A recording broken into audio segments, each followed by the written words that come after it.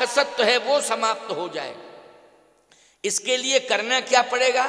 भगवान ने अंगद को बुलाया, तुम मेरे पास आओ। क्या? जाओ रावण को समझा दो, रावण को समझा दो।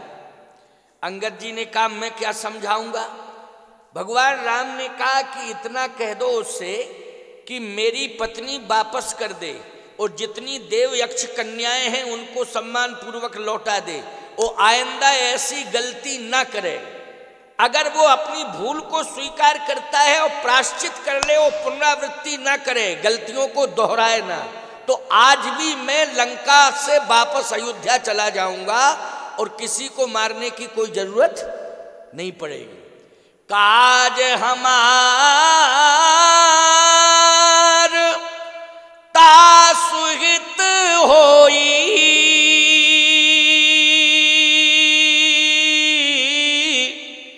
तो रिपुसन करहो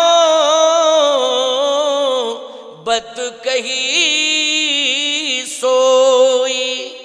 यदि हमारा काम बन जाए, अच्छा हमारा काम का मतलब राम जी यही करे केवल सीता जी को वापस कर दे रावण, बस इतने में काम बन जाएगा? नहीं नहीं नहीं।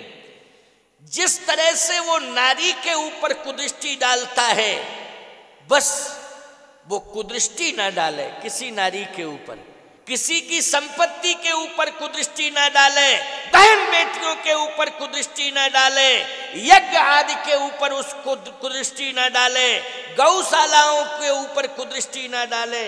ये कुदृष्टि उसकी समाप्त हो जाए तो आज भी मैं लंका को स्वतंत्र कर दूंगा और ऐसा वैसा राजा नहीं रहेगा रावण, हर काल में उसका अस्तित्व रहेगा अगर वो दृष्टिकोण कुदृष्टिपूर्ण व्यवहार बदल दे। अंगद जी ने कहा महाराज ये संभव है क्या? भगवान ने कहा देखो संभव है या नहीं है, पहले प्रयास तो करना चाहिए, बातचीत तो करो जाके। अंगद जी ने कहा कि आप कह रहे हैं तो मैं जा रहा हूं, मुझे तो नहीं लगता है कि वो अपने इस कुदृष्टिपूर्ण व्यवहार को बदल दे, दुर्व्यवहार को बदल दे, अपनी दौर्बल्य मानसिकता को बदल दे, मुझे तो नहीं लगता है। भगवान ने कहा लगता नहीं है लेकिन एक बार प्रयास करना चाहिए, मैं कह रहा हूं कि जाओ। अंगद जी गए। अंगद जी ने ईमानदारी से बताओ समझाने की कोशिश की, लेकिन रावण ने पलटवार किया। तो जानते हो अंगद से क्या कहा? अंगद तू मुझे समझाने के लिए आया है, अरे मैं तुझे समझा रहा हूं, तू किसके चक्कर में पड़ गया? अंगद जी ने कहा कि तुम्हें मालूम नहीं है कि मैं किसके चक्कर में पड़ गया हूं? कहे तुम राम के चक्कर में पड़ गए हो। अंगद जी ने कहा पहले ये बताओ कि तुम अपने से बड़ा बलवान किसे मानते हो? रावण बोला कि मैं अपने से बड़ा बलवान खरदूषण मौसम बलवंता, मुझसे बड़ा बलवान खरदूषण। अंगद जी बोले ये बताओ तुमसे बड़ा बलवान खरदूषण था, खरदूषण को मारा किसने? बताओ जल्दी जल्दी बोलो किसने मारा? रावण बोला मारा तो राम ही ने है। अच्छा बोलो किसने मारा खरदूषण को? राम ने। अंगद ने कहा कि मेरे पिताजी का नाम जानते आप? हां बाली का बेटा है तू। 6 महीने तक किसकी अंडर कस्टडी में रहे आप? ये बताओ। 6 महीने तक बंदी बना करके रखा था बाली ने रावण को, और जब रोया गिड़गिड़ाया माफी मांगने लगा तब कहा कि अभी मैं छोड़ रहा हूं लेकिन जमानत पे छोड़ रहा हूं, जब चाहूंगा तब तुझे बुला लूंगा, जब चाहूंगा तब बुला लूंगा। अंगद ने कहा कि मालूम 6 महीने तक जिनकी अंडर कस्टडी में आप रहे मैं उनका बेटा हूं, लेकिन उनको किसने मारा था ये बताइए? उनको किसने मारा था? बाली को किसने मारा? बोलो जल्दी।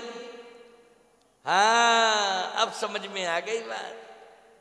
बाली को भी राम ने मारा, अंगद कहा बताइए वाली को किसने मारा, मेरे पिता को? कहे राम ने।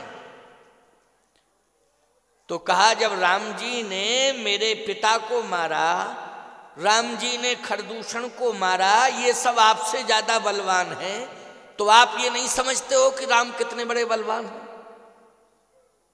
आप क्या बिगाड़ पाओगे राम का? क्या बिगाड़ पाओगे राम का? और यदि आप ये कहते हो कि किसके चक्कर में पड़ गए हो, राम के चक्कर में, तो जो आपसे बड़ा बलवान था मेरा पिता, उस पिता ने मरने के पहले मेरा हाथ राम के हाथ में पकड़ाया। अगर आप इतने प्रभावशाली थे तो मेरा पिता मेरा हाथ आपके हाथ में भी तो पकड़ा सकता था, क्यों भाई? पकड़ा सकता था कि नहीं, कि मैं तो मर ही रहा हूं, या नहीं पकड़ा पाते तो मेरा पिता ये कह देता कि बेटा मैं तो मर रहा हूं, लेकिन बदला लेने के लिए अब तुम रावण से दोस्ती करना, तो इनको सबक सिखाना, क्योंकि इन्होंने मुझे मारा। रावण से दोस्ती करना, रावण से जाकर के मिल जाना और इनके विरोध में, इनके खिलाफ आवाज उठाना। लेकिन आपको मालूम है कि उस समय मेरे पिता ने क्या किया था? आप नहीं थे, लेकिन मैं देख रहा था, प्रार्थना कर रहा था मेरा पिता। ये अस्तित्व है वो राम का, आज मैं सुनाने के लिए आया हूं। तुमने नहीं सुना है, वो दृश्य देखा नहीं है। राम का कितना बड़ा अस्तित्व है कि मेरा पिता इतना बड़ा बलवान 6 महीने तक आपको बंधक बनाए रखे रहा, लेकिन वही पिता हाथ जोड़ करके प्रार्थना कर रहा था, अब नाथ कर करुणा बिलोको, देव यही बर मांग हो, जही जोनी जन्महु कर्म बसता, राम जी पद अनुरागी हो, जही जोनी जन्महु कर्म बसता, राम जी पद अनुरागी हो, यह तनय मम सम विनय बल, कल्याण प्रद प्रभु लीजिए, गही बाहे सुर नर नाहि आपन, दास अंगद कीजिए। हे प्रभु, ये मेरा बेटा है अंगद, इसको आप अपना दास बना लीजिए।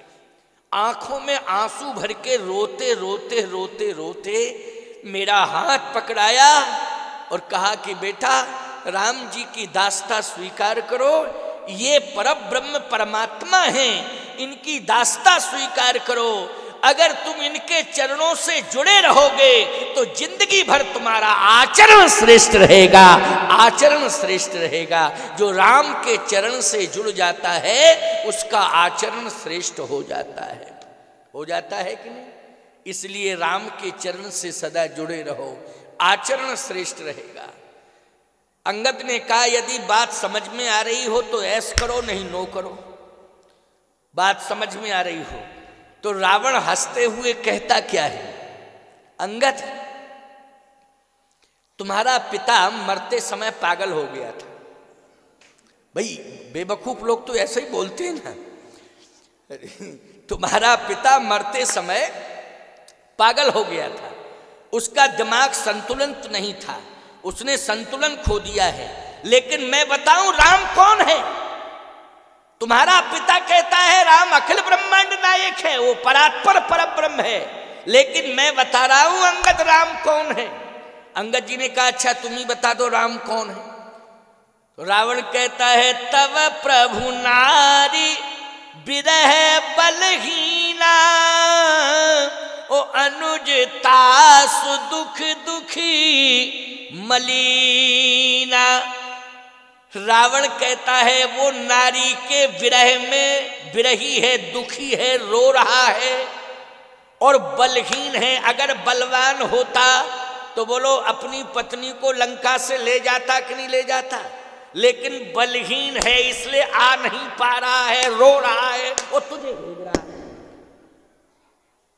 अपने से बड़ा बलवान तो तुझे ही मानता है वो, अपने से बड़ा बलवान तो तुझे ही मानता है, इसलिए तुझे भेजा है मेरे पास, खुद हिम्मत नहीं पड़ी आने की। अंगद का दिमाग खराब हो गया सुन के सब। रावण बोला सुनो सुनो और सुनो मेरी बात, आगे तो सुनो। तब प्रभु नारी विरह बलहीना, ओ अनुठी मलीना। और एक बात बताएं,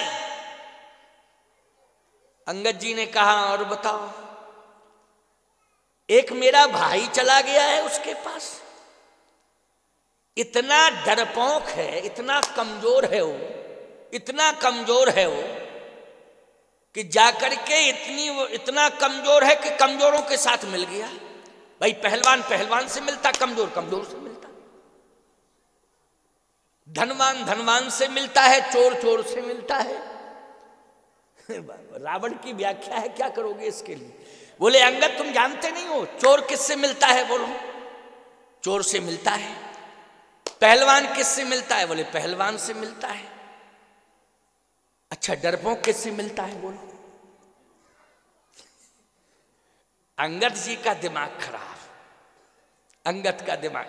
अंगद जी ने कहा एक बात बताओ, समुद्र पर आज तक पुल किसी ने बना पाया? किसी ने बना पाया हो तो बताओ। लेकिन राम जी ने समुद्र पर पुल बनाया कि नहीं? और उनके साथ दो ऐसे विशेषज्ञ हैं कि उन्होंने जो है बिना किसी मटेरियल के ही क्यों पुल का निर्माण करा दिया। शिल्प कर्म, रावण बोला शिल्प कर्म जान ही नल नीला। वो शिल्पी हैं बस, वो नल नील की बात कर रहे हो। लेकिन सत्य तो ये है अंगद, पुल का निर्माण भले ही राम ने कर दिया हो, लेकिन पुल की व्यवस्था, पुल का मटेरियल तो मेरे पास पहले से ही रखा था, लेकिन टाइम नहीं मिला इसलिए पुल नहीं बन पाया। टाइम की कमी थी बस, टाइम नहीं मिला। बाकी सिस्टम तो सब तैयार था, कंप्लीट ही था, लेकिन टाइम नहीं है। अब व्यस्त लाइफ है, क्या करूं? व्यस्त लाइफ में वो तो फालतू के फुर्सत में घूमते फिर रहे हैं, और समुद्र पर पुल बना देना कोई बड़ी बात नहीं है।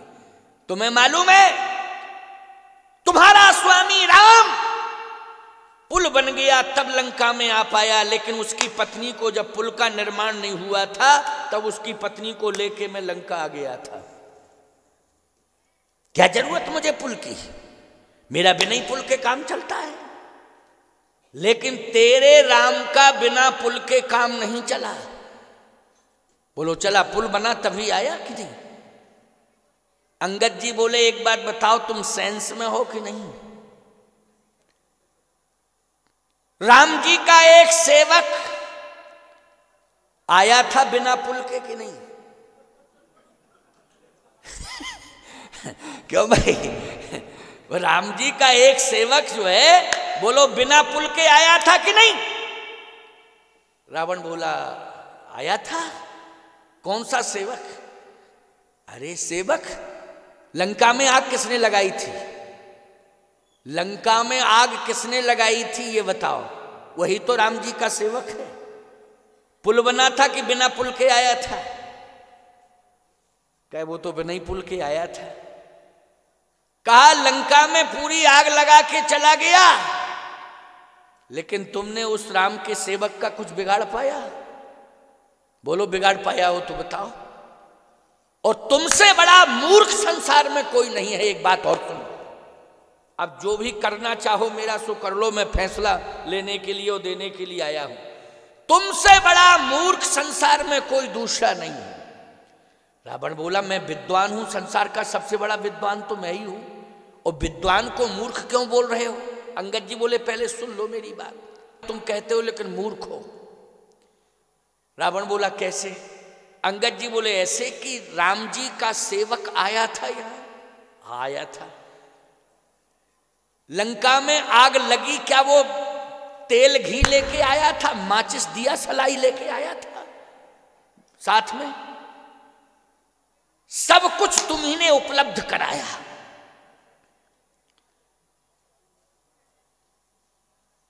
तुमने ही घी दिया, तुमने ही तेल दिया, तुम्हारा ही लेबर चार्ज, और पूरी लंका फुकवा बैठे तुम अपनी। कुछ भी नहीं लाया था भारत से। बोलो लाए थे हनुमान जी, कुछ लेके गए थे क्या? लेकिन पूरा का पूरा सिस्टम, नगर जलवाने का, पूरी लंका जलवाने का सिस्टम तैयार रावण ने करके दिया। हनुमान जी बोले तुमसे बड़ा मूर्ख, अंगद जी बोले तुमसे बड़ा मूर्ख कौन हो सकता है कि पूरा अपनी लंका ही, अपना नगर ही जलवाने का इंतजाम तुमने कर दिया। इसलिए लगता है कि तुमसे बड़ा अज्ञानी इस संसार में कोई दूसरा नहीं है। लेकिन मेरी बात मानो तो अभी कुछ बिगड़ा नहीं है। क्या? सम्मान पूर्वक मंदोदरी के साथ चलो, सम्मान पूर्वक जो है मां जानकी को प्रभु राम के हाथों में सौंप दो। विश्वास रखो, तुम्हारी सत्ता अक्षुण्ण हो जाएगी, तुम राजा रहोगे, कभी भी लंका का कहीं विनाश नहीं होगा। मेरी बात मानो, कभी भी विनाश नहीं हो सकता है, तुम्हारी सत्ता अक्षुण्ण रहेगी। रावण कहता है हमको शिक्षा देने के लिए आया तू? राम को अगर बलवान मानता है तो ये तेरा भ्रम है। अंगद ने कहा कि सुनो मेरी बात, वो तो मेरे स्वामी हैं, लेकिन मैं ही तुम्हें चैलेंज देता हूं। रावण बोला मुझे क्या चैलेंज दे रहा है तू? अंगद ने कहा जो मम चरण सके सठटारी, तो फिर राम सीता में हारी। अंगद ने कहा कि मेरा पैर यदि तेरी सभा में कोई उठा दे तो मैं मान लूंगा कि तेरी सभा में बलवान है। रावण ने राक्षसों से कहा कि राक्षसों पैर उठा के फेंक दो इसका, इसी को उठा के फेंक दो सभा से। पैर की बात छोड़ो, इसको उठा के फेंक दो सभा से। राक्षसों ने पूरी ताकत लगा ली, लेकिन बोलो अंगद के पैर को उठा पाए क्या कोई? अंगद के पैर को उठा पाए? नहीं उठा पाए। आप कहो महाराज अंगद इतने बलवान थे, अंगद जी इतने बलवान थे कि उनके पैर को कोई उठा नहीं पा रहा था। सीधी सी बात यह है कि अंगद के पैर को पकड़े थी पृथ्वी मां। अब जब पृथ्वी ही पकड़ ले तो मैं पृथ्वी के किसको उठाए? पृथ्वी को उठावे पहले तो किसमें ताकत है? अंगद के पैर को पकड़े थी पृथ्वी मां, क्योंकि अंगद ने पृथ्वी की पुत्री सीता को दांव पे लगा दिया था। जो मम चरण सके सठटारी, तो फिर राम सीता में हारी। तो अब अंगद जी के पैर को सारे राक्षस लग गए, लेकिन कोई हिला नहीं पाए। रावण ने कहा खाते हो लेकिन ताकत नहीं रखते हो, हटो एक तरफ। सब राक्षसों को इधर उधर किया और रावण जैसे ही उठा, याद रखना प्यारे, जैसे ही रावण उठा और अंगद की ओर आया और जैसे ही सिर झुका के अंगद का पैर पकड़ने लगा तो अंगद जी ने अपना पैर हटा लिया। रावण बोला पैर क्यों हटा रहा है तू? अंगद ने कहा इसलिए कि तू कर क्या रहा है। रावण बोला तेरा पैर पकड़ रहा हूं। अंगद बोले मूर्ख है कि नहीं, मेरे पैर पकड़ने से तेरा कल्याण नहीं होगा, प्रभु राम के पैरों को अगर तू पकड़ ले तो तेरा कल्याण हो जाएगा। और वास्तव में जैसे ही झुका तो उसके मुकुट गिर गए। भाई झुकेगा तो मुकुट गिरेंगे ही, तो 10 मुकुट थे तो 10 मुकुट नीचे गिर गए। और जैसे ही 10 गिरे तो अंगद जी ने 4 मुकुट उठाए और 4 मुकुट उठा के फेंक दिए, वो भगवान के पास पहुंच गए। अब रावण ने 6 मुकुट बचे, क्योंकि 10 थे, 4 तो अंगद जी ने फेंक ही दिए, राम जी के पास पहुंच गए। अब बचे 6, तो रावण ने 6 उठाए जल्दी जल्दी में और 6 सिर पर 6 मुकुट रख लिए और फिर सिंहासन पे बैठ गया। अंगद जी ने कहा तुमसे बड़ा मूर्ख है दुनिया में, जब 10 सिर हैं और मुकुट 6 हैं। तो रावण बोला कि थे तो 10 लेकिन वो 4 पता नहीं कहाँ चले गए। थे तो 10 ही लेकिन अब वो 4 पता नहीं कहाँ चले गए, तो 6 तो हैं। अंगद जी ने कहा जब 10 सिर हैं 4 नहीं है तो 4 का इंतजाम तो कर लो, पहले 10 हो जाए तब तो रखना चाहिए। अच्छा एक बात बताओ भैया, तुम ईमानदारी से बोलो,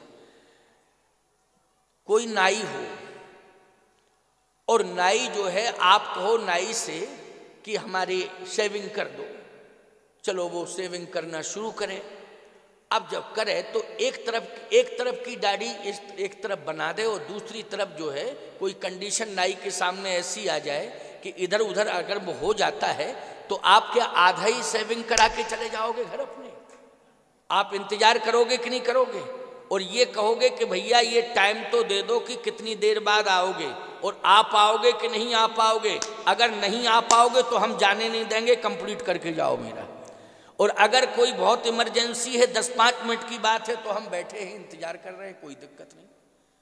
ऐसे नाई 10-5 लोगों को बैठाल देते हैं, किसी के पाउडर लगा देंगे, किसी के कपड़ा लपेट देंगे, किसी के, क्यों भाई? और ऐसी कंडीशन में छोड़ देते हैं कि वो जा नहीं सकता बेचारा, है ना, और वो अपना काम करता रहता है नाई।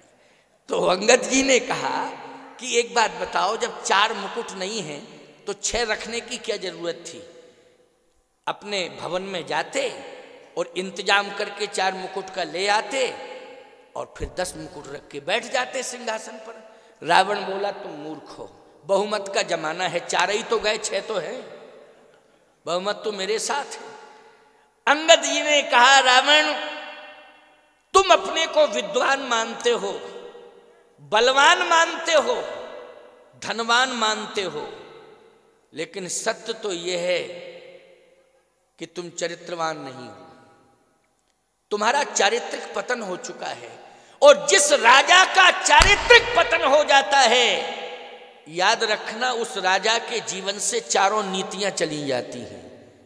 तुम अगर विद्वान होते तो समझ लेते कि 4 मुकुट नहीं थे, ये 4 नीतियां थी जो हमसे दूर हो गई हैं। अब निश्चित है कि मेरा पतन होने वाला है। 4 नीतियां कौन? अंगद जी ने कहा मुकुट 5 भी तो जा सकते थे, मुकुट 6 भी जा सकते थे, या मुकुट 1 जा सकता था, मुकुट 2 जा सकते थे, लेकिन मुकुट 4 ही क्यों गए?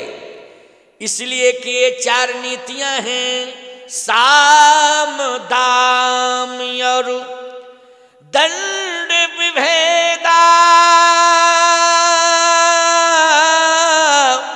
और नृप उर बसत नाथ कह बेदा। ये साम दाम दंड भेद, ये 4 प्रकार की नीतियां होती हैं। राजा के पास ये 4 प्रकार की नीतियां तब तक रहती हैं जब तक राजा धर्मवान हो जाता है। ये 4 नीतियां उसका त्याग कर देती हैं और उसका पतन होने लगता है। रावण ने कहा एक बात बताओ, ये 4 नीतियां आती कहां से हैं? आती कहां से हैं? अंगद कहता है ये 4 नीतियां आती हैं भगवान की कृपा से। किसकी? तो अंगद जी ने कहा इसलिए तो हम कह रहे हैं कि भगवान मेरे साथ चलो मंदोदरी को लेके, और सीता जी का हाथ उस भगवान के हाथ में सौंप दो। ये 4 नीतियां उसी ने दी थी, उसी के पास चली गई। और यदि तुम हमारी बात मान करके मंदोदरी को साथ लेकर के सम्मान पूर्वक भगवती सीता को सम्मान पूर्वक ले जाओगे, प्रभु के हाथों में जिस दिन सौंप दोगे, उसी दिन ये 4 नीतियां परमात्मा तुम्हें वापस लौटा देगा, अगर मेरी बात मानो तो। रावण बोला हमें नीतियों की जरूरत नहीं है, हमें नीतियों की आवश्यकता नहीं है। अंगद ने कहा अगर तुम्हें नीतियों की आवश्यकता नहीं है तो फिर तुम्हें इस धरती पर जिंदा रहने का कोई अधिकार नहीं है, इस धरती पर जिंदा रहने का भी कोई अधिकार नहीं है। और इतना ललकार के अंगद डांट के रावण को चला आया। भगवान ने कहा अंगद ये हमारे पास मुकुट क्यों भेज दिए? अंगद जी बोले मुकुट नहीं है, यही बात तो रावण कह रहा था। तो मैंने कहा ये मुकुट नहीं है, ये 4 नीतियां हैं। अच्छा अच्छा अच्छा, तो ये रावण की 4 नीतियां मेरे पास क्यों आ गई? अंगद जी ने कहा धर्महीन प्रभु पद विमुख काल विवश 10 शीस, धर्महीन प्रभु पद विमुख काल विवश 10 शीस, और तहीं पर हर गुण आयु सुनहु कौशला धीस। महाराज धर्महीन हो गया है रावण, इसलिए धर्महीन होने के कारण ये चारों नीतियां आपके पास आ गई हैं। जिसके पास धर्म रहता है चारों नीतियां उसके पास सदा रहती हैं, और जिसके जीवन से धर्म चला जाता है चारों नीतियां